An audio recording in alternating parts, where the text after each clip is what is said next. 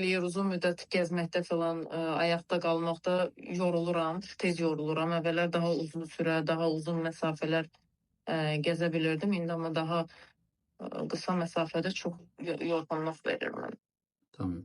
İndi bu xəstəlik əsasən klinial sinir nöropatiyası denilen bir xəstəlikdir. Bunlar xəstəmizin anlattığı kimi olur və əlavə olaraq da gecələr yatdığı zaman narahatlıq törədir və səhər qalxanda da bu narahatlıq davam edir və şiddətli olur.